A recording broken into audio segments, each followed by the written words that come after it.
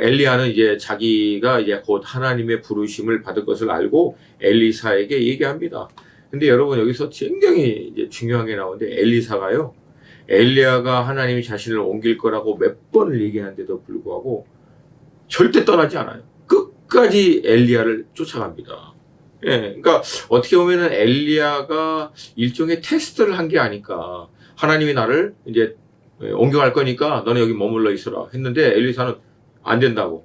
예, 절대 당신을 떠나지 않을 거라고 계속해서 이 적극적인 반응을 보이게 됩니다. 그래서 제가 이거를 보면서 우리가 만약에 그 흔히 얘기하는 어떤 영적인 귀한 리더를 통해서 그 영적인 유산, 그 영적인 어떤 기름 부으심, 아니면 그 영적인 리더를 통해서 역사했던 동일한 하나님의 은혜를 이어받을 수 있는 유일한 비결, 유일한 방법, 그건 여러분 끝까지 따라붙는 거예요. 다른 거 없어요.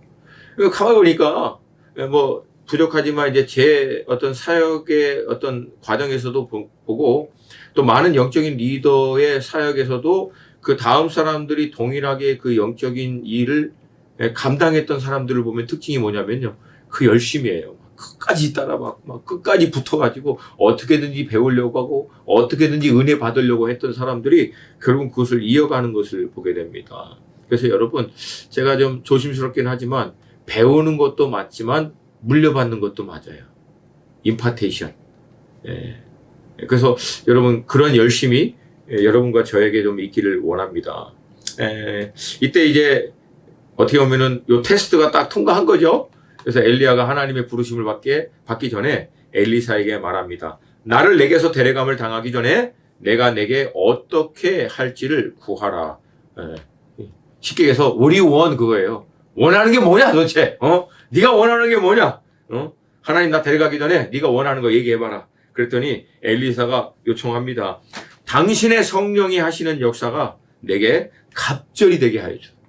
내게는 갑절이 되게 이거 잘못하면 어찌 이런 봐라. 이게 이럴 수 있는 그런 요청이거든요.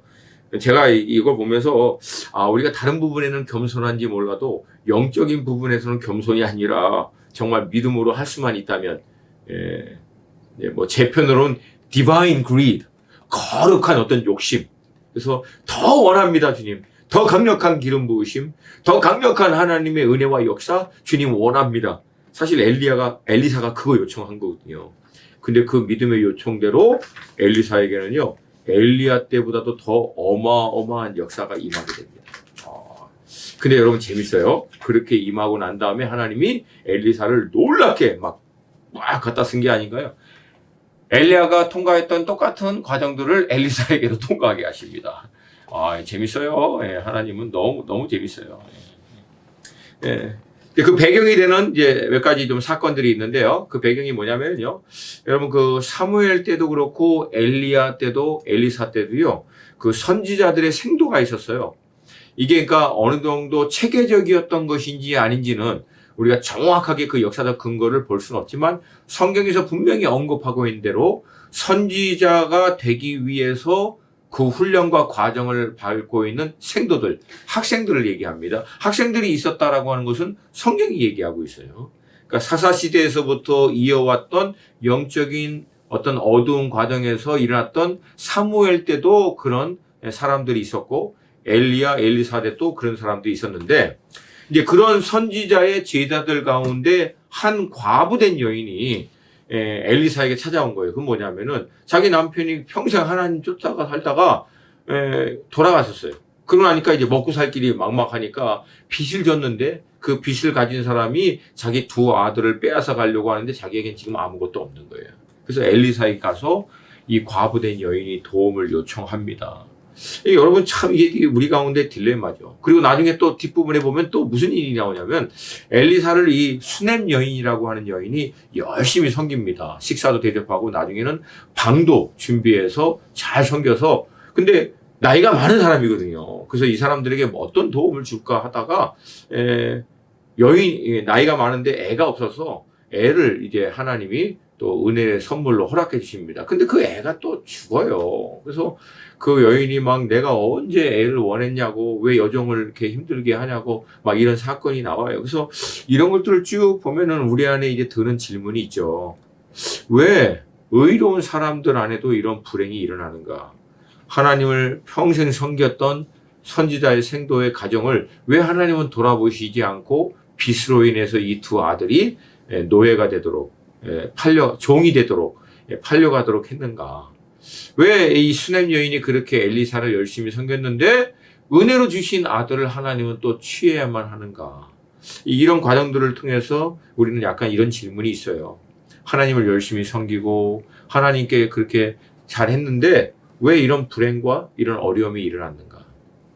근데 여러분, 제가 이런 성경적인 사건들을 통해서 내린 결론은 불행은요, 해결되지 않은 것을 전제로 한 우리의 한계적인 상황을 얘기합니다.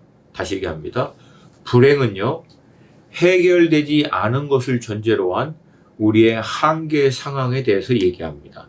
근데 이 불행이 하나님의 섭리와 역사로 바뀌게 될 때, 그건 언제냐면은 한계 상황을 뚫고 하나님의 역사가 개입하게 되면 이 불행은 하나님의 역사와 섭리로 바뀌게 돼요. 다시 얘기할게요. 불행은 우리의 한계 상황을 얘기하고 있을 때 하나님의 섭리와 역사가 아직 개입하지 않을 때의 상태지만 이 불행에 하나님의 카이로스로 하나님의 놀라운 역사와 섭리가 개입하게 되면 이 불행은 변하여 하나님의 뜻이 이루어지는 현장으로 바뀐다는 거예요. 그리고 성경은 그런 사건으로 너무나 많이 기록되어 있습니다. 그래서 저는 여러분, 우리가 때때로 한계적인 상황 가운데서 지금 직면하고 있는 불행, 우리의 한계점, 어려움, 이것을요, 그 한계와 불행을 초월하여 하나님의 놀라운 역사와 섭리로 바꿀 수 있는 하나님께로 가지고 나아갈 수 있기를 도전드립니다. 결국요, 불행은 하나님의 개입이 없는 상태를 얘기하지만 이 불행에도 하나님의 역사가 개입하게 되면 불행이 변화돼서 하나님의 섭리와 하나님의 놀라운 뜻으로 바뀌어집니다. 결국 그 일이 동일하게 일어나게 되죠.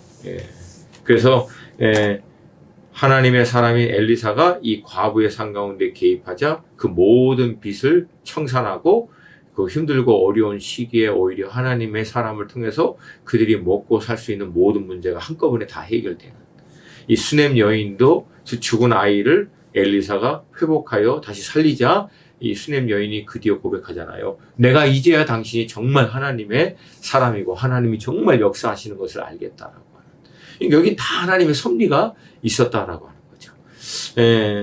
자, 이 사건 후에 여러분 아람이라고 하는 이 북방에 있는 아까 얘기했지만 이 나라가 있는데요. 이 북왕국 이스라엘을 계속해서 괴롭혀서 북왕국 이스라엘을 침범해서 북왕국 이스라엘 사람들을 막 포로로 막 데려가고 했거든요. 근데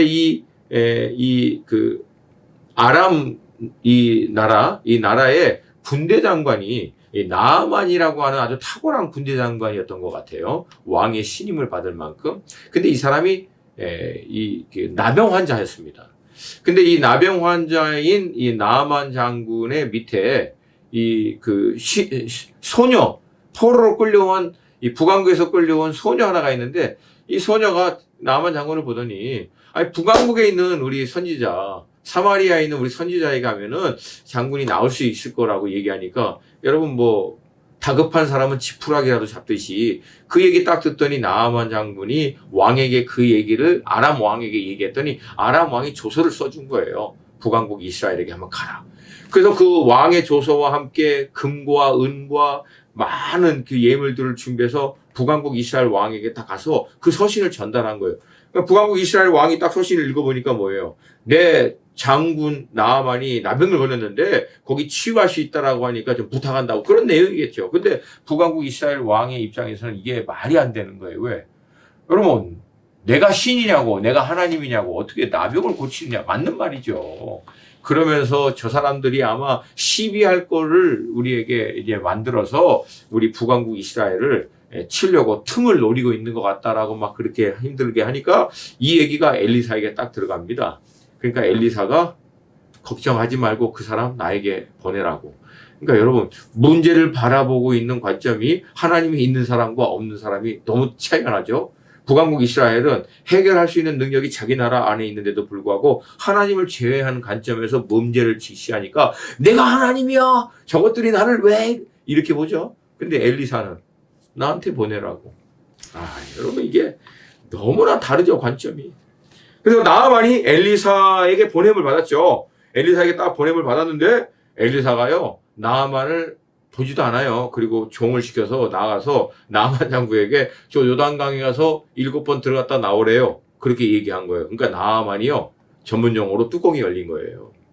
아니, 자기가 그래도 아람 군대 장관인데 어마어마한 그리고 신분은 둘째 치고 자기가 기본적으로 이해하고 있는 어떤 기본적인 절차가 아니야. 자기가 아람 땅에 있을 때 어떤 신들에게 뭐 제사하고 뭐 치유하고 할 때는 뭐 대충 이렇게 했나 봐요. 그러면서 나만이 이렇게 얘기합니다. 내 생각에는 그가 내게로 나와서 그의 하나님의 이름을 부르고 그의 손을 그 부위에 위에 흔들어서 나병을 고칠까 하였도다. 그럼 대충 이게 하나님 믿는 우리들도 하는 방법이에요. 그렇죠? 우리가 그 아픈데 딱 손 얹고 예수 그리스도의 이름으로 깨끗하게 치유를 받을지어다. 이게 통상적으로 뭐 보통 하는 방법인가 봐요. 근데 나아만도 그걸 기대했는데 어머, 이 사람은 나와보지도 않고요. 그냥 말로, 그것도 종시켜서 요단강에 가서 7번 들어갔다 나와. 그러니까 이 사람이 막 화가 난 거예요. 왜? 자기가 가지고 있는 고정관념, 자기가 생각할 때 치유할 때는 이렇게 저렇게 해야 한다라고 하는 거하고 전혀 다르게 하니까 막 화가 나갖고 그냥 아람으로 돌아가려고 하는 그때 아주 이 사람이 그 결정적인 그 겸손함을 보인 게 있어요. 이 사람 밑에 있는 종이 굉장히 지혜로운 종이죠. 나의 아버지여, 나만 장군에게 나가서 그렇게 부릅니다. 만약에 선지자가 그거보다 더한 거를 하라고 해도 하지 않겠냐고, 치유받기 위해서. 하물며 그냥 들어갔다 나오라고 하는 게 뭐가 그렇게 어렵다고. 그냥 해보시라고. 더 힘든 것도 요구하시면 하지 않겠냐고. 근데 왜 안 하시겠냐고 사정을 한 거예요. 근데 나아만이요, 이 종의 얘기를 듣습니다. 그리고 겸손하게 정말 들어갔다 나온 거예요. 그때 어떻게 돼요? 치유된 거예요. 어떻게 치유된 거예요? 놀라운 역사가. 여러분, 여기서 치유는 딱 하나입니다. 순종했더니 치유한 거예요. 겸손히 순종했더니 치유받는 겁니다. 할렐루야. 그리고 나서 나아만이 너무 놀란 거죠. 역시 이 이스라엘의 하나님이 진짜 하나님이다. 이걸 깨닫고 하나님의 종인 엘리사에게 다시금 가서 자기가 준비한 예물을 드리려고 하는데, 여러분, 엘리사는 그거 안 받죠. 왜? 지금 막 가뭄이고 나라가 힘들어서 백성들이 굉장히 피폐하거든요. 근데 나만 잘 먹겠다고 이거 받을 수 없다. 돌려보내요. 대단한 사람이죠. 우리 같으면 할렐루야, 주님이 응답하시는군요, 이럴 텐데, 우리하고는 좀 수준이 다른 것 같아요. 뭐 우리는 이걸 받아가지고 우리가 좀 나눠주고 대부분 내가 먹고 뭐 이렇게 생각할 텐데, 엘리사는 안 그러고 다 보냅니다, 그냥. 근데 이 계산이 빨랐던 사람이 있어요. 누구예요? 엘리사 밑에 있는 게하시. 그래서 나아만이 갖고 온 예물, 그냥 어떻게 이걸 다시 보낼 수 있느냐 해서 게하시가 이 나아만 뒤를 막 쫓아갑니다. 그래서 선지자들이 왔는데 그 사람들을 좀 도와주려고 하니까 은 2달란트하고 옷 2벌 딱 챙기죠. 챙겨가지고 탁, 지금으로 얘기하면 굉장히 지혜롭고 민첩하고 상황 판단이 빠르고, 그리고 자기 실속을 채릴 줄 알고 미래를 대비할 수 있는 자, 막 이렇게 설명할 수 있는데, 안타깝죠. 뭐가 안타까워요. 제가 우리 게하시를 통해서 볼 수 있는 게 뭘까요? 질문이 이거죠. 엘리사 밑에서 그렇게 오랫동안 엘리사를 통하여 역사하신 하나님을 다 보고 경험한 사람이거든요. 근데 어떻게 이 사람은 요 수준뿐이 안 될까? 그 어마어마한 엘리사 밑에서 하나님이 엘리사를 통해서 살아 역사하는 것을 다 봤으면 하나님이 장난 아닌 거, 쉽게 얘기해서 하나님 장난 아니네, 이 결론이 나와야 안 나와요? 나오면 자기가 그렇게 하면 하나님 몰라? 아니, 그렇게 하면 하나님이 따뜻하게 터치 안 할까? 왜 이 계산이 안 됐을까요? 첫 번째, 사람이요, 욕심이나 어떤 연약함에 딱 잡혀버리면요, 상황 판단이 의외로 안 됩니다. 이런 욕심과 연약함에 다 뺏겨버려가지고요. 자기가 뭘 하는지를 분별을 못해요. 이게 뭐 단순히 물질적인 어떤 욕심, 뭐 어떤 사람은 다른 것일 수 있죠. 어떤 명예, 아니면 어떤 성공에 대한, 어떤 학위에 대한, 뭐 어떤 그런 뭐 부적절한 것들, 뭐 어떤 것이든 이 세상과 육신의 정욕을 쫓아난 어떤 것들 딱 잡혀버리면요, 의외로 사람이 미련해집니다. 그 모를까요? 알죠, 하나님이. 두 번째 질문은 이거예요. 엘리사 어마어마한 사람입니다. 근데 어떻게 엘리사 밑에서 그렇게 오랫동안 있는데 이 사람은 영적인 수준이 이 정도 수준뿐이 안 될 것인가? 여러분 이거 잘 보셔야 돼요. 훌륭한 리더 밑에 있으니까 나의 영적인 수준도 훌륭하다. 절대 그거 보장되지 않습니다. 훌륭한 교회 공동체에 내가 속해 있으니까 이 공동체를 통해서 영적인 영향을 받는 나도 굉장히 묵혀가니까 훌륭한 나름대로 괜찮은 성도가 될 수 있을 것이다. 절대 그렇게 되지 않습니다. 대단한 리더 밑에서도요, 이런 사람 나올 수 있고요. 뭐 연약하고 별 볼 일 없는 사람 밑에서도 대단한 리더가 또 나올 수 있어요. 왜? 엘리 밑에 사무엘 나왔잖아요. 그러니까 여러분 물론 그런 훌륭한 영적인 리더 밑에서 훌륭한 영적인 리더가 나오는 거 맞아요. 그리고 그렇게 영향을 받는 게 맞아요. 그러나 그런 영향을 받는 것은 그 영적인 리더로부터 아무것도 없이 그냥 일방적으로 주어지는 게 아니라 그 리더가 밟고 지나간 영적인 리더로 그렇게 될 수 있는 과정들을 동일하게 다 통과한 사람들이 그 리더와 같은 수준에 이르게 되는 거지, 아무것도 안 하고 전혀 엉뚱하게 하고 있는데 똑같은 사람이 되는 건 아니라는 거예요. 이 사건을 통해서 훌륭한 교회, 훌륭한 리더 밑에 있지만 과연 나는 나의 영적인 상황, 나의 영적인 현주소는 어떤 것인지 돌아볼 수 있게 되기를 도전드립니다. 네, 여러분 이 사건들을 이제 통해서 아람 왕도 이제 어느 정도 분별을 해야겠죠. 뭐 보세요, 뭐 몇 번입니까? 더구나 여러분 이 치유 사건 때만이 아니라요, 나중에 아람 왕이 이스라엘을 치려고 몇 번이고 합니다. 몇 번이고. 근데 이걸 미리 엘리사가 다 알고 북왕국 이스라엘 왕에게 알려줘갖고 다 방비하게 한 거예요. 그러니까 아람 군대 왕이 너무 화가 나가지고, 야, 우리 중에 스파이 있나 봐. 우리가 막 하려고만 하면 북왕국 이스라엘이 다 대비하고 있으니까 이거 스파이 있다. 근데 거기에 굉장히 좀 지혜로운 사람이 있는 거예요. 영적인 사람이고.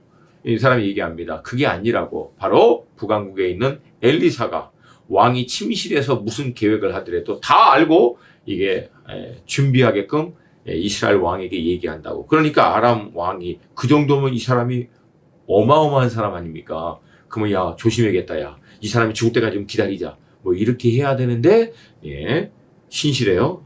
이 사람들을 똑같아 수준이. 엘리사 잡겠다고 어마어마한 군대를 이끌고 옵니다. 야, 여러분 이게 참 어리석죠. 2000년 기독교 역사 가운데 기독교 때려잡겠다라고 나라도 일어나고 사상도 이론도 철학, 학문, 종교 다 일어났는데 2000년 기독교 역사 가운데 내린 결론이 뭐예요? 그렇게 들고 일어난 사상, 이론, 모든 종교들, 모든 나라들 다 없어졌어요. 그리고 지금 복음의 능력은 아직도 근건하게 살아있거든요. 근데 여러분 이거 역사 보고 있는데도 기독교 대적하는 사람들이 지금도 있을까요? 없을까요? 있어요. 나는 이 사람들이 좀 아람 왕들의 어떤 케이스를 좀 봤으면 좋겠어. 똑똑한 것 같은데 똑똑하지 않죠. 이게 참 어리석어요, 사람들이. 여러분 2000년 동안 기독교를 없애버리려고, 더구나 더 황당한 건 뭐예요? 기독교 스스로가, 이 복음 스스로가 로마 교황 가장 어두웠던 이 과거 역사를 통해 스스로 거의 무너질 뻔했는데도 불구하고 거기서부터 다시금 생명력을 가지고 개혁을 통해서 일어난 이 기독교, 그 기독교를 죽이려고 했던 일이 과거 역사 가운데 얼마나 많았는지 몰라요. 인물도, 나라도, 법도, 사상도. 근데 여러분 그거 다 없어졌습니다. 근데 지금도 그 기독교 핍박한다고 대항하려고 일어나고 있는 거예요. 왜? 그 전에 그런 성공한 케이스도 좀 있었거든. 그 성공한 케이스는 여러분 기간이지 영원이 아니라는 거야. 그걸 못 봐요. 단기간에 잠깐 효과 봤다고 그게 된 건 줄 착각하고 있는 거지. 여러분 반드시 일어납니다. 복음은 반드시 승리합니다. 두 번째, 엘리사 한 사람이요. 북왕국 이스라엘에서부터 아람 군대에서부터 당시 그 나라를 중심으로 한 전체적인 세계 경영을 누구 손에 지금 좌지우지하고 있는 거예요? 엘리사 한 사람. 하나님의 사람 엘리사가요. 아람 군대 쳐들어오는 것에서부터 북왕국 이스라엘이 어떻게 대비하는 것에서부터 세계 경영, 나라의 존폐의 모든 것도 좌지우지하는 사람이 누구의 한 사람? 엘리사. 저는 여러분 하나님의 사람의 능력이 이만큼 파워풀하다고 믿어요. 지금도 마찬가지예요. 나라의 존폐, 세계의 하나님의 경영, 이건 누굴 통해서 이루어지느냐? 하나님의 기름 부으심을 받은 소수, 또한 하나님의 기름 부으심을 받은 사람들이 모여 이룬 몸된 교회 하나가 저는 이것을 지금도 해낼 수 있다라고 믿습니다. 깨어있는 한 사람. 제 안에 그 소원이 있어요. 이런 한 사람 되게 해달라고. 물론 이제 그렇게 되기 위한 과정들이 필요하죠. 그러나 이왕이 할 수 있다면 하나님, 이 시대 가운데 하나님의 뜻과 경륜을 이뤄낼 수 있는 사람, 나라와 위정자들이 하나님의 몸인 교회를 또 주님의 복음을 대적하여 일어난 모든 저들의 계략과 모략도 미리 알아 그걸 대적할 수 있는 뭐 최근에 그런 분들 몇 분 계셔요. 저쪽 편에 있다가 우리 편으로 막 돌아오신 그 교수님들 있고요. 막 그냥 극적인 회심을 통해서 기독교가 유일한 대안이다라고 믿고 그걸 통해서 지금 일어나고 있는 것들을 막으려고 하는 이런 하나님의 사람들이 보이지 않는 여러 곳 가운데 있어요. 저는 이런 사람들을 통해서 하나님이 이 시대 가운데 이루려고 한 하나님의 일들을 반드시 이뤄낼 줄로 믿습니다. 결국은 여러분 이 엘리사를 통해서 하나님의 역사를 어떻게든지 꺾어보겠다고 아람이 어마어마한 군대를 끌고 오죠. 그렇게 군대를 끌고 왔는데 결국은 이제 이 엘리사가 있는 그 성을 이 군대가 완전히 둘러싼 거죠. 그래서 다음날 아침에 사환이 일어나서 보니까 어마어마한 군대가 성 전체를 완전히 둘러싸인 거예요. 뭐 그게 눈으로 이렇게 보일 정도면은 완전히 뭐 그냥 그 반지의 제왕 같이 막 그냥 대군이 막 둘러쌌겠죠. 그래서 막 이렇게 난리 난 거예요. 큰일 났다고 아람 군대가 지금 엘리사 잡겠다고 지금 어마어마한 군대 끌고 왔다고. 그러니까 엘리사가 딱 일어나서 한마디 하죠. 뭘 그런 것 때문에 걱정이야. 우리 편이 더 많아. 무슨 말이냐고. 하나님, 우리와 한 사람이 더 많은 것을 이 사환의 눈을 열어 보게 해주세요. 그랬더니 엘리사를 둘러싼 불병거와 불말, 어마어마한 하나님의 군대가 엘리사를 둘러싸고 있는 것들을 보게 해주는 거예요. 와, 대단하지 않아요? 제가 들었던 얘기인데요. 그 아프리카에서 사역하시는 선교사님이 이제 선교를 하는데 아프리카는 굉장히 힘들어요. 열악해요. 그리고 특별히 베이스 한 대 딱 놓고 뭐 사람들을 다 오게 갖고 훈련하기가 환경적으로 편리하지 않습니다. 그래서 많은 분들은 이렇게 다니면서 이제 사역을 해요. 사도 바울 시대와 비슷하게. 그래서 그 선교사님들 팀이 있는데 그 한 4팀이 이제 그 마을마다 가서 이제 사역을 하는데 뭐 사역할 때 뭐 그 프로젝트에서 예수 영화도 틀어주고 또 성경 공부도 하고 또 불도 비춰야 되니까 전기 없는 데서 막 이렇게 하고 그래서 거기서 이제 회심한 청년들이 있는 거예요. 그래서 막 청년 그 10 몇 명들을 막 이렇게 훈련해서 막 한 달 정도 이렇게 가르쳐서 잘해서 이제 너희들이 이제 다른 사람들 전도하고 이렇게 하라고 잘 해놨는데 얘네들이 은혜 받고 난 다음에 너무 또 힘드니까 이 선교사님이 그동안 썼던 막 카메라든지 막 프로젝터 이걸 보더니 얘네들이 마음 바뀐 거야. 그래서 나중에 강도처럼 이렇게 해가지고 선교사님 그 물건을 빼앗으려고. 좀 안타까운 사실이죠. 그래서 얘네들이 이틀인가 지나고 난 다음에 선교사님 따라가가지고 다 강도 무장해갖고 막 총하고 막 칼 들고 선교사님들 거기 이제 딱 그 해놓은데 이제 알아놓고 밤까지 기다린 거예요. 그래서 밤 되면 팍 들어가려고. 근데 얘네들이 그날 선교사님들 그 모아있는 거기 그 막사 불편한 데를 못 간 거예요.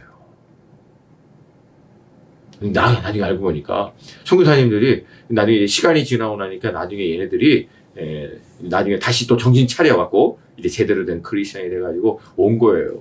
아니 선교사님 나중에 이제 쟤네들이 뭐 이런 일이 있었고 쟤들이 마음이 그래가지고 강도 이렇게 하러 왔는데 그랬냐고.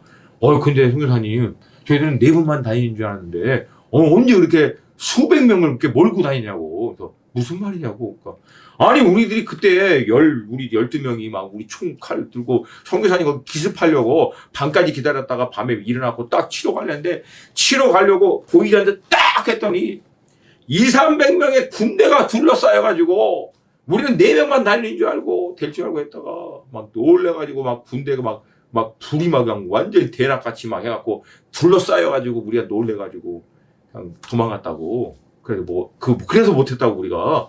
그 선교사님이 아니 우리 아무도 없었는데 우리 4명뿐이었는데. 그러다 나중에 선교사님 묵상하다 뭘 봤게요? 네, 엘리사 이 본문 말씀을 본 거예요. 그 자리에서 이 선교사님 무릎 꿇고 막 찬양하고 막 할렐루야 막 멋있죠? 지금도 동행하신 하나님이 역사하시는 줄로 믿습니다. 너무 멋있어요. 여러분 이 정도면 아람 왕 정신 차릴 때가 됐는데 얘기했죠. 신실해요. 이 사람들도 절대 정신 못 차립니다. 이 다음에는 아람 왕 벳 하닷이요 군대를 모아서 사마리아를 완전히 둘러쌉니다. 이때도 북이스라엘 왕 너무나 힘들어하죠. 그리고 이제 어마어마하게 둘러싸여 있기 때문에 이제 사마리아 성 안에는 말이 안 되는 상황이죠. 막 이제 애도 갖다가 막 니애 먼저 삶아 먹고 이 다음날 니네 이제 막 이런 말도 안 되는 상황 가운데 있는데 이 사마리아 성하고 이 아람 군대 사이에 누가 있었냐면은 이 문둥병자 4명이 있었던 거예요. 근데 문둥병자는 성 입구에서 오고 가는 사람들한테 구걸하면서 먹고 살고 하는 사람들이거든요. 그럼 뭐 자기네들이 뭐 농사해봐 뭐 얼마나 하겠습니까? 그러니까 구걸로 사는 사람인데 성 안에도 굶어 죽게 생겼으니까 문둥병자 당연하죠. 그러니까 자기들이 생각한 거예요. 사마리아 성 가봐야 굶어 죽고 그리고 또 뭐 아람 군대 가도 자기네들 또 뭐 이게 뭐 어떻게 될지 뭐 개런티가 안 되고 근데 일단은 사마리아 성으로 가면은 자기네들도 굶어 죽을 거 너무 뻔하고 이대로 가만히 있자니 죽을 거 뻔하고 어차피 죽을 거니까 그냥 차라리 아람 군대 있는데 가보자는 거예요. 가서 죽이면 뭐 죽자 그냥 어차피 죽을 건데 갔는데 아무도 없는 거야. 아무도. 무슨 일이었냐면 바로 그 전날 이 아람 군대가 진을 치고 딱 기다리고 있는데 결국 문 딱 열고 항복할 때까지 진치고 있는데 갑자기 그 밤에 이 아람 군대가 이 북이스라엘이 돈 주고 햇사람하고 애국 어마어마한 군대를 사서 쳐들어오는 말국 그 다음에 어마어마한 군대가 몰려오는 소리를 듣고요. 너무 다급한 나머지 다 두고 도망가 버린 거예요. 하나도 건들지 못하고. 여러분 보통 그런 대군이요. 이렇게 성 하나를 완전히 치려고 하면은요. 어마어마한 군량비에서부터 시작해서 보급 부대에서부터 그리고 돈도 왜 식량 떨어지면 또 가서 사와야 되고 하니까 어마어마했거든요. 근데 그거 중에도 하나도 못 챙기고 다 도망간 거예요. 그러니까 그 나병 환자들이 보니까 아무도 없고 식량은 다 널려 있고 보물에서부터 다 널려 있는 거예요. 그러니까 며칠 동안은요 어마어마하게 갖다 챙겨서 숨기기에 바쁜 거죠. 그러다가 깨달은 거예요. 우리 행위가 이거 옳지 않다고. 왜? 사마리아 성에서는 지금 굶어서 죽어가고 있는데 우리가 어떻게 이렇게 하냐. 그래서 어떻게 해요? 사마리아 성에 가서 지금 아람 군대 아무도 없고 어마어마한 식량하고 거기에 어마어마하게 다 있다. 이 소식을 가서 전한 거예요. 이게 뭐예요? 기쁜 소식 전한 거죠. 여러분 이 4명의 문둥병자가 누굴까요? 바로 여러분과 저입니다.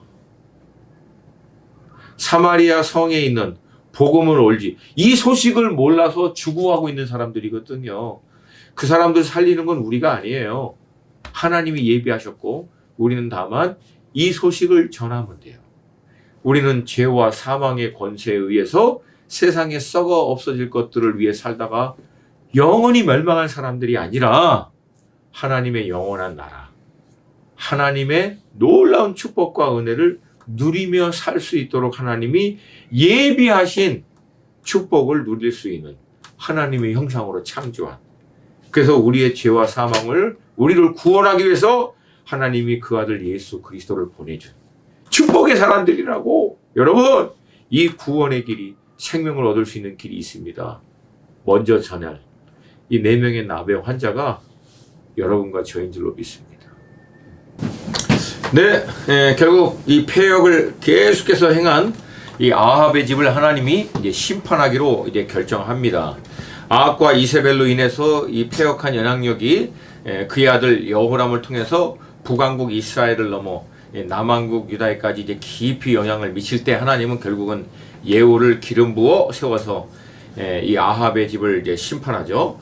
여호람이 아람과의 전투에서 부상당해 있을 때 이제 이스라엘 지역에서 이제 치료하고 있을 때 유다 왕 아하시아가 왜 동맹했기 때문에 그를 이제 병문안하죠. 그때 이제 예후가 결국은 아합의 아들 여호람과 남왕국 아하시아를 심판하고 북왕국 이스라엘은 이어서 이제 이세벨과 바알 선지자들을 완전히 척결합니다.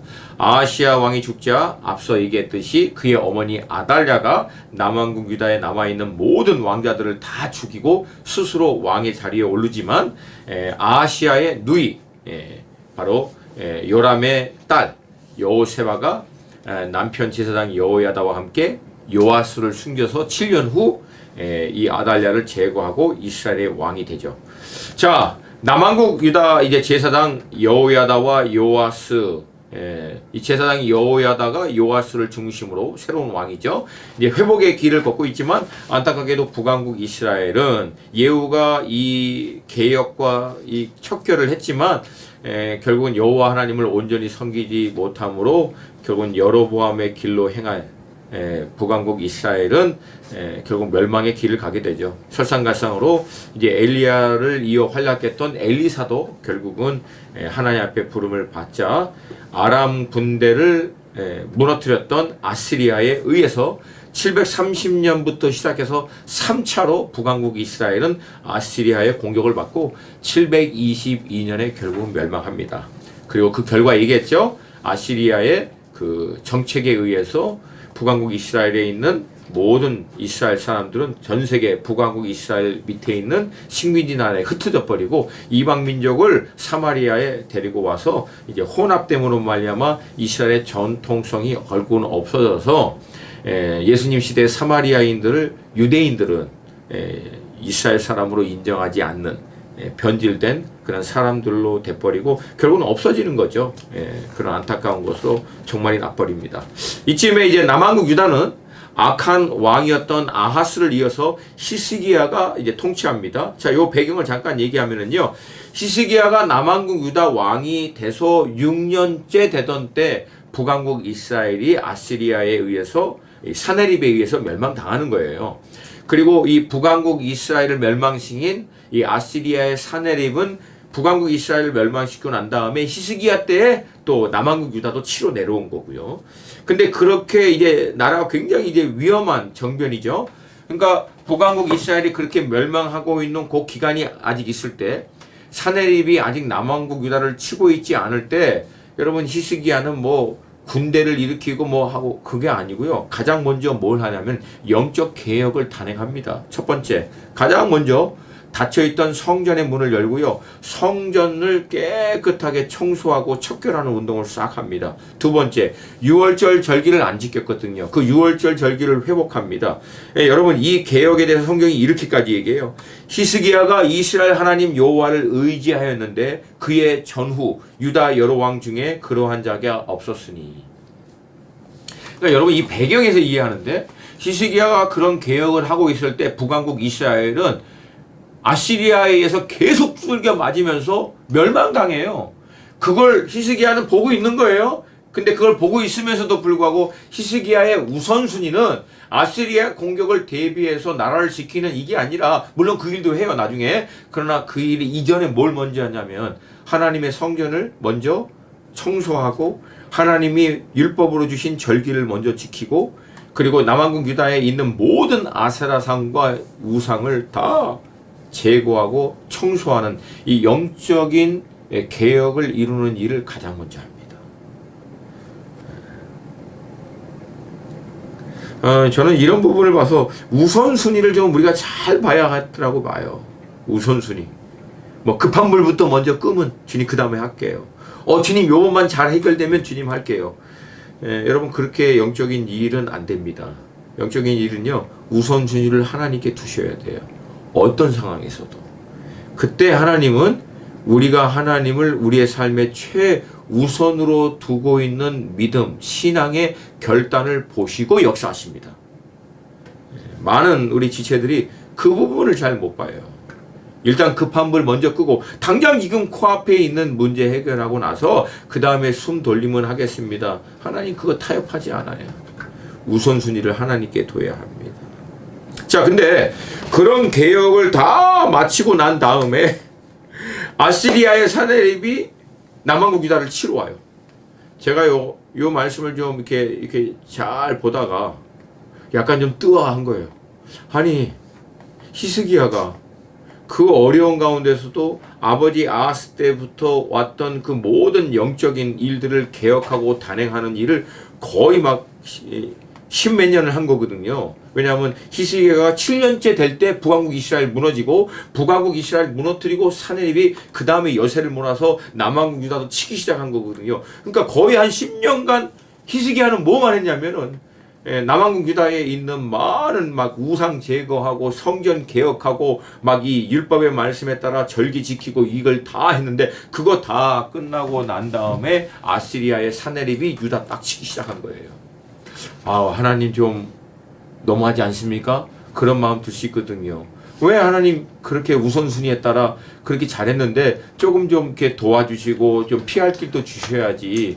하나님 어떻게 이럴 수 있습니까? 우리 그렇게 할 수 있죠. 근데 여기서 히스기야는요, 그런 원망, 절망하지 않습니다. 이런 위기 앞에서. 히스기야가 이 절대적인 이 위기 앞에서 어떻게 돌파했냐면, 첫 번째, 여러분 이 모든 소식 딱 듣고 히스기야 가장 먼저 어떻게 해요? 여호와의 성전으로 들어갑니다. 그리고 옷 찢고 굵은 배 옷 입고 하나님 앞에 딱 주저앉아서 기도하기 시작합니다. 아, 멋있지 않아요? 아, 저는 이게 멋있어요. 이런 게 멋있어요. 이런 게. 개혁 딱 끝내고 나서, 그 다음에 이제 뭔가 좀 해보려고 할 때, 미처 시간이 없을 때, 원수는, 이 아시리의 사내립은 그때 이제 남아있는 남왕국 유다 치기 위해서 어마어마한 군대를 딱 보내고, 이 역대 거기, 하 말씀을 보면 이게 랍사게 맞죠? 랍사게 맞습니다. 와가지고 막 조롱과 멸시하는 말로 막 치죠. 이 모든 얘기 다 듣고요. 히스기야가요, 하나님의 성전에 딱 들어가서 그 랍사게의 그 편지 앞에 딱 피고 하나님께 기도하는 거예요. 와, 내가 하나님이어도 역사해 줄 것 같아. 이러면 내가 하나님이어도 이렇게 부족한 사람이어도, 야, 내가 히스기야 봐도 멋있어요. 그러고 나서 여러분 어떻게 합니까? 기도하고 난 다음에 방백과 용사들을 불러서 그 다음부터 전략적인 일들을 실행합니다. 이거 우선순위 잘 봐요. 기도하고 난 다음에 한 거예요. 이거 우리가 그 니헤미야의 영적 원리 똑같아요. 예루살렘이 막 성문이 확파되고 막 성벽이 무너진 거 하나님 통해서 딱 듣고 나서 니헤미야 가장 먼저 뭐 합니까? 기도한 거예요. 하나님의 마음에 확증을 줄 때까지. 어떤 확증이에요? 무너진 예루살렘 성벽을 위해서 구체적으로 어떻게 해야 할지를 니헤미야 가운데 확증해 주실 때까지 기도한 거예요. 여러분, 히스기야 똑같아요. 그렇게 기도하고 난 다음에 이후 방백들과 용사들을 불러서요, 모든 물의 근원 막아요. 왜? 아시리아 군대가 오랫동안 주둔하기 위해서는 물의 근원을 확보해야 되거든요. 가축하고 먹을 거, 마실 거 확보해야 되니까. 그거 다 막아서, 그리고 성벽 보수하고 외성 쌓고 밀로를 견고하게 하고 무기와 방패를 많이 만듭니다. 이게 시간적인 여유가 어떻게 됐는지 모르겠어요. 굉장히 긴장적일 텐데. 근데 하여튼 기도 끝나고, 뭐 기도하면서 했는지, 기도하면서 그 인도하신 따라서 했는지, 아니면 같이 병행했는지 잘 모르겠어요. 그러나 히스기야가 하나님 앞에 먼저 나간 것은 분명한 것 같아요. 그러면서 최선을 다해서 아시리아 군대를 막을 수 있는 방백을 딱 합니다. 그리고 나서 성문 광장에서 모든 백성들을 모아놓고 도전해요. 너희는 마음을 강하게 하며 담대히 하고 아수르 왕과 그를 따르는 온 무리로 말미암아 두려워하지 말며 놀라지 말라. 우리와 함께 하시는 이가 그와 함께 하시는 자보다 크니 그와 함께하는 자는 육신의 팔이요 우리와 함께하시는 이는 우리의 하나님 여호와시라. 반드시 우리를 도우시고 우리를 대신하여 싸우시리라 하며 백성이 유다 왕 히스기야의 말로 말미암아 안심하니라. 담대하게 얘기한 거죠. 근데요, 히스기야 왕도 사람이어서요. 나중에 랍사게가 그 막 조롱하는 말, 두려워하는 말로 딱 하니까 나중에 하나님의 사람 이사야에게 우리가 지금 이 모욕을 당했지만 이길 힘이 없다고 당신의 하나님을 위해서 하나님께 좀 기도해달라고 이사야에게 요구합니다. 그래서 여러분 히스기야 딱 4가지예요. 딱 소식 듣자 성전 들어가서 기도하죠. 두 번째, 자기에게 주어진 상황과 환경에서 그 아시리아 군대를 막아낼 수 있는 방책들, 무기 이걸 다 하죠. 그러나 세 번째, 백성들에게 도전합니다. 어떤 도전을 해요? 결국은 승리는 하나님께서 하신다. 우리 자문의 말씀이죠. 사울나를 위하여 마병을 예비하거니와 승리는 여호와께 있다. 이 말씀은 딱 도전한 거죠. 그리고 나서 하나님의 사람에게 마지막으로 요청합니다. 도와주세요. 이사야에게 하나님께 같이 기도로 좀 도와달라고 요청합니다. 그때 이사야가 하나님의 말씀을 딱 받고 히스기야에게 얘기합니다. 너는 아무것도 하지 마. 내가 끝내버릴 거야. 그때 어떻게 합니까? 그날 밤 하나님의 천사, 제가 그래서 일부러 그 원문하고 영어 버전하고 다른 거 다 찾아봤어요. 이 천사가 막 수백 명, 수천 명 나온 줄 알고 혹시 천사들인 줄 알고 아니에요. 싱글입니다. A angel이에요. An angel. 천사 하나예요. 딱 천사 한 명이 나와서 정확하게 이 아스리아 군대, 사네립의 군대 18만 5천 명을 쓸어버립니다. 그러니까 여러분, 지금 나라와 위정자들 이렇게 마치 주님의 몸된 교회 조롱하듯이 저는 가끔가다 그래요. 여호와께서 저들의 얘기를 듣고 막 코웃음을 치십니다. 여호와께서 비웃습니다. 왜? 천사 한 명 보내면요 싹 끝내버릴 수 있어요. 전 믿습니다. 하나님이 천사 하나를 통해서도 저들의 모략과 모든 계략, 하나님을 대적하고 하나님의 진리의 말씀을 대적하고 주님의 몸된 교회를 대적하고자 하는 모든 거 천사 한 명에도 끝납니다. 중요한 것은 이 과정을 통해서 주님이 몸된 교회에게 주시고자 하시는 메시지를 몸된 교회가 민첩하게 빠르게 정확하게 반응하고 준비만 하면 하나님이 지금이라도 하나님의 전능의 손으로 이 모든 것 한 번에 쓸어버릴 수 있다고 믿습니다. 우리는 그들을 무너져야 되는데 원망하고 불평하고 아니면 그걸 하는 거 물론 중요해요. 그러나 더 중요한 건 뭐냐면 이 과정을 통해서 하나님이 교회에게 지금 주시고자 교회가 지금 하나님이 원하시는 훈련의 과정, 원래 회복하고자 하는 주님의 의중과 뜻에 빨리 돌이키면 주님이 지금이라도 그 일을 행하실 줄로 믿습니다. 하나님의 사람들을 통해서. 그렇게 될 수 있기를 원합니다. 멋있죠?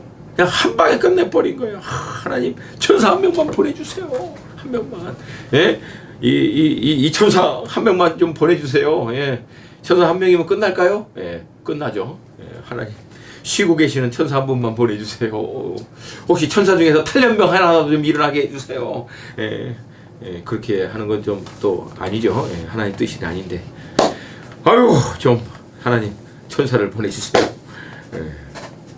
이 사건 이후에 또 이제 제 성경적인 표현을 보면 너무 재요.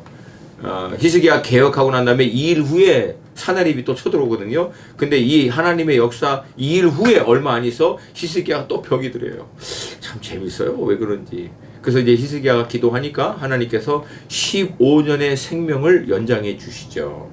그리고 15년 동안 생명을 연장하는 기간 동안 아시리아는 더 이상 남왕국 유다에게 못 옵니다. 근데 남왕국 유다에 못 오게 되는 것은 하나님의 섭리도 있지만 바벨론에서 일어난 신흥 바벨론 때문에 그거 막 이제 그 지역에 좀 일들이 있었기 때문에 못 옵니다. 자, 근데 여기서 안타까운 일이 있어요. 히스기야가 강력한 하나님의 역사를 통해서 아시리아로부터 구원을 받고요. 병에서부터 치유를 받아 생명의 연장을 받아서 너무 이제 들떠 있는 거예요. 그때 이제 바벨론에서부터 사신을 보낸 거예요. 왜? 아시리아 견제국이니까 적의 적은 동지다 이런 거겠죠. 근데 이제 바벨론은 일단 간을 본 것 같아. 이게 이제 전략적 관점이에요. 그러니까 뭐냐면 바벨론 입장에서는 도대체 저 조그만 남왕국 유다가 뭐가 저렇게 어마어마해서 한 방에 저런 아시리아 군대를 18만 5천 명을 쓸어버렸냐. 누구는 그게 전염병이었다라고도 얘기하고 또 누구는 하여튼 어떻게 됐든 뭐 전쟁도 하여튼 놀라운 방법으로 어떻게 됐든 일어난 거 아니에요. 그러니까 바벨론은 일단 도대체 저놈의 남왕국 유다를 좀 파악할 필요가 있는 거예요. 근데 실상 와보니까 남왕국 유다의 어떤 전략, 국가적인 어떤 그런 군대 이런 거 보면은 별로 없어. 그 반대로 성전을 중심으로 해서 보아 창고를 열어보니까 쓸만한 것들은 꽤 많아. 보물도 많고. 그걸 어떻게 바벨론이 딱 가서 보고한 거죠. 안타깝게도 다 보여준 거잖아요. 그러니까 지혜롭지 못한 거죠. 나중에 선지자를 통해서 어떤 예언을 받습니까? 지금 보여준 그대로 나머지 모든 게 바벨론으로 결국은 다 옮겨지게 될 것이다. 그리고 이 얘기를 받고 그냥 끝납니다. 안타까운 거죠. 그래서 어떤 분들은 그런 그 해석도 하더라고요. 히스기야의 15년은 오히려 그에게 축복이 아니라 저주였다. 근데 저는 그게 무조건 축복이다 저주다라고 보기보다는 물론 하나님께서 우리에게 기적적으로 치유와 어떤 회복의 은혜를 허락해 주셨는데 그 치유와 회복을 경험하고 난 다음에 우리가 교만하지 않아야 될 것에 대한 경계는 필요하다라고 하는 거예요. 너무 막 하나님이 은혜 주시고 치유해 주시고 회복시켜 주신 게 들떠서 분별 없이 너무 이렇게 막 어떻게 보면 어른들 얘기했듯이 경거망동해버리면 영적으로 대비하지 않고 너무 가볍게 해버리면 원수의 빌미가 될 수 있다라고 하는 거죠. 그래서 여러분 겸손이 굉장히 중요한 것 같아요. 이 히스기야의 어마어마한 이 역사에도 불구하고 히스기야가 죽자요 므낫세가 왕이 되는데 12세의 왕이 올라요. 근데 아버지 히스기야와는 달리 이 므낫세는요 하여튼 남왕국 유다에서 가장 폐역한 왕입니다. 이게 어느 수준이냐면 나중에 므낫세 다음에 이스라엘의 남왕국 유다에 좋은 왕들이 몇 번 일어나서 개혁도 막 했거든요. 뭐 단적인 예로 요시야 왕 같은 사람. 근데요 하나님이 요시야 왕이 그렇게 어마어마하게 개혁했는데도 안 한다는 거예요. 왜? 므낫세가 행한 악 때문에 남왕국 유다를 하나님이 반드시 심판하셨다고 얘기할 정도로 그 대단한 히스기야 밑에 태어난 므낫세 왕이 12살 먹은 애가 얼마나 우상 숭배하고 악을 행했으면 하나님이 완전히 열받은 거예요. 근데 여러분 더 놀라운 것은 그 므낫세 다음 지나서 얼마 안 돼서 요시야라고 하는 왕이 일어납니다. 근데 이 요시야 왕은요 8살의 왕이 됩니다.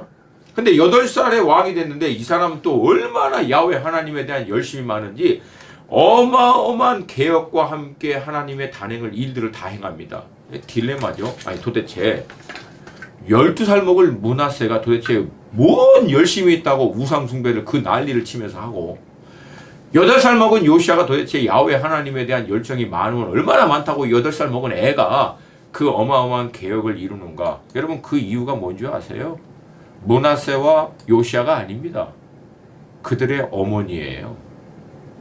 그러니까 히스기야와 같은 어마어마한 사람 밑에 므낫세가 다음 왕이 됐는데 어떻게 그렇게 악이 될 수 있을까? 악한 왕이 됐을까? 므낫세 어머니 때문이에요. 그러면은 그 밑에 있는 요시야는 그렇게 악한 왕 다음에 요시야가 일어났는데 요시야가 어떻게 그렇게 하나님의 사람이 됐을까? 이유는 간단합니다. 요시야의 어머니 때문입니다. 물론 영적으로 하나님이 그 가정의 영적인 어떤 그 리더로서의 역할을 아버지에게 주신 건 맞아요. 그래서 아버지는 기도하며 영적인 가장으로서 가장 전체의 어떤 중요한 그 영적인 인도함을 하는 것은 맞는데 실제적으로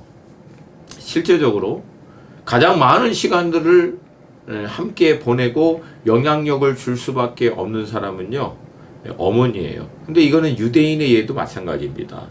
유대인이 가정의 중요한 일들을 행할 때 남자들 중심으로 아버지 중심으로 하는 건 많은데 그 자녀들을 매일매일 실제적으로 교육하는 건 어머니예요. 어머니. 그래서 여러분 유대인들은요 어머니가 유대인인 사람은 유대인이에요. 그게 왜 그러냐면 어머니가 그걸 지켜가고 있는 것을 알고 있는 거예요. 유대인들도.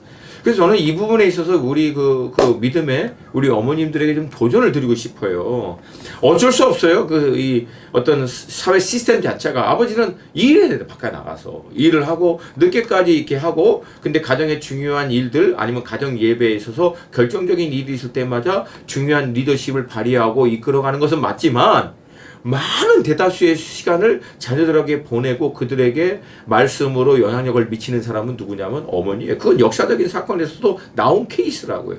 그래서 우리 어머니들이 내가 뭐 맨날 밥하다가 뭐 애 키우다가 내 인생 끝나느냐 그런 얘기 하지 마시고 애 하나만이라도 요시아 같은 사람으로 세우면은 그 요시아 같은 자녀들이 어마어마한 하나님의 역할들을 감당하게 될 줄로 믿습니다. 이게 정말 중요해요. 정말 중요합니다. 자, 이 요시아 왕들 어마어마한 대단한 왕이었는데 안타깝게도 609년 이 무기또 전투에서 바로 느고를 막다가 죽습니다. 이 당시에 좀 그 정치적인 배경을 이해하는데 이게 아스리아가 이제 바벨론에 의해서 거의 이제 무너지게 생긴 거예요. 이미 609년 이전에 612년에 아스리아의 이 그 수도가 결국은 그 바벨론에 의해서 점령당하고 수도가 이미 밀렸지만 완전히 무너진 건 아니에요. 근데 전략적으로 애굽은 딱 보니까 바벨론을 견제해야 되겠는데 스스로는 안 되니까 무너져 가고 있지만 여전히 좀 어느 정도 세력을 갖고 있는 아시리아와 같이 연합해서 1차적인 위협인 바벨론을 가서 치려고 하고 그래서 바로왕 느고가 올라간 거예요. 아시리아와 합류하려고. 근데 안타깝게도 요시아 왕이 그 바로왕이 이 아시리아 왕하고 합류하려고 하는 것을 막습니다. 왜냐하면 남왕국 유다 입장에서는 1차적인 위협은 바벨론이 아니라 바로 위에 있는 아시리아이기 때문에 그래요. 이건 뭐 전략적인 그런 상황이 그렇게 놓여 있습니다. 근데 저는 이제 물론 이게 전략적인 상황이죠. 그리고 성경에서 보면은 그렇게도 보일 수 있어요. 어떻게 보면은 그 애굽이 아시리아와 같이 이렇게 하는 게 마치 하나님의 뜻인 섭리인 것처럼 보일 수도 있지만 저는 개인적으로 어떻게 보냐면 요시아 왕이 너무나 훌륭한 왕이거든요. 그래서 하나님이 미리 데려가신 것 같아요. 제가 보는 관점에서는. 왜냐하면 609년에 죽어요. 그리고 586년에 멸망합니다. 그러니까 불과 20년. 그러니까 하나님이 그 이후에 남왕국 유다의 나머지 왕은 말도 안 되는 왕으로 함께 바벨론에 의해서 처참하게 무너지고 끝나버리거든요. 그러니까 워낙에 훌륭한 아름다운 요시아 왕을 하나님이 미리 데려가시지 않았나. 저는 개인적으로 좀 그렇게 보고 있어요. 자, 결국은 방금 말씀드린 대로 609년 요시아 왕이 죽고 난 다음에 605년에 바벨론은 1차로 남왕국 유다를 치고요. 3차에 걸쳐서 쳐서 586년 결국은 남왕국 유다도 바벨론에 의해서 멸망을 당합니다. 그리고 그 밑에 있는 리스트는 북왕국 이스라엘이 멸망할 때부터 남왕국 유다가 멸망할 때까지의 역사적 사건을 쭉 나열한 거니까 여러분이 참조하시면 됩니다.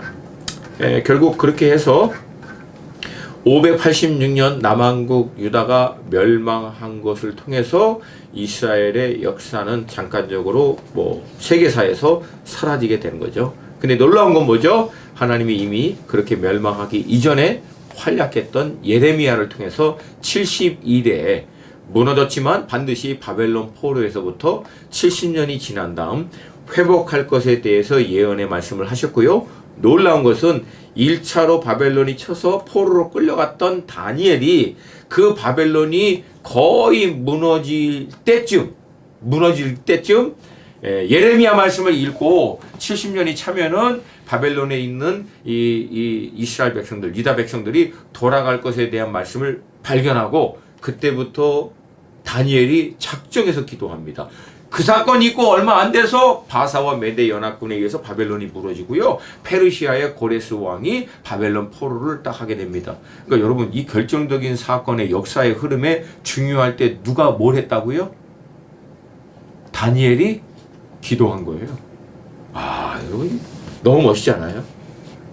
이 어마어마한 하나님의 사람이 약속의 말씀 딱 붙들고 하나님 70년 후에 바벨론에서부터 우리를 회복한다라고 약속한 말씀이 있사오니 이 말씀대로 행하여 주시옵소서. 기도했더니 바벨론 무너지고 바사와 메대 연합군이 딱 치고 그 다음 바사와 메대 연합군이 페르시아 바사로 딱 통일돼서 539년에 통일되고요. 538년에 이 바사의 고레스 왕이 칙령을 내리고 537년 바로 그 이듬해 바사에서부터 1차 포로 귀환들이 예루살렘에 도착하고 537년 이듬해인 536년 성전 재건을 시작했지만 이방 민족의 방해로 해서 멈춰서 520년까지 멈췄다가 520년에 다시 시작해서 516년에 끝납니다. 그래서 586년에 성전 무너지고 516년에 성전 재건한 딱 70년, 성전 중심의 이스라엘 민족이 성전이 무너지고 회복한 70년이 찾아 하나님이 회복을 딱 이루신 거예요. 그리고 나서 하나님의 회복의 역사는 다시금 또 일어납니다. 이렇게 해서 우리 분열왕국 시대를 마치기로 하겠습니다. 여러분, 이 분열왕국 시대를 통해서 제가 드리고자 하는 메시지의 핵심은 딱 하나입니다. 아무리 어둡고 아무리 폐역해서 다 무너지고 다 끝난 것 같아도 여전히 역사의 주관자는 하나님이시고요. 하나님이 예비하시고 작정하신 뜻은 결국은 이루신다라고 하는 거예요. 여러분, 그러므로 이 시대에도 동일한 그 하나님이 역사하실 것을 믿고요. 약속의 말씀을 의지하여 끝까지 소망의 하나님의 인도하심에 따라 기도하고 준비하고 깨어있는 자들은 그들을 통해서 하나님이 이 시대 가운데 이루려고 하는 하나님의 일을 하나님 지금도 이루어 가시는 줄로 믿습니다. 여러분, 그런 하나님의 역사에 쓰임받을 수 있는 저와 여러분이 되시기를 주님의 이름으로 축복합니다. 다음 시간에 다시 뵙도록 하겠습니다. 축복합니다.